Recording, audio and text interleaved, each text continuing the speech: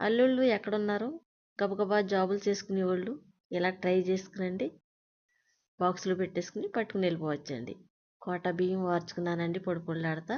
అలాగే అల్లం వెల్లుల్లి పేస్ట్, ఉల్లిపాయలు, పచ్చిమిరకాయలు, జీలకర్ర, ఆవాలు అన్నీ వేసుకుని వేయించేసుకున్నానండి. టమాటాలు వేసి ఒక పలావాకు వేసాను కండి. అలాగే అప్పటికప్పుడు వేయించుకునే మసాలా అండి వేసుకున్నాను. శుభ్రంగా వేగనివ్వాలండి. వేగనిచ్చిన తర్వాత ఉప్పు వేసుకునండి. రైస్ వేసుకుని కోటా బియ్యం రైస్ అండి. కోటా బియ్యం అని తక్కువ అంచనా వేయకండి. ఈ రైసు చాలా చాలా మంచిదండి. షుగర్ ఉన్న వాళ్ళకైతే 100% షుగర్ ఎక్కువ కాకుండా చూస్తుందండి.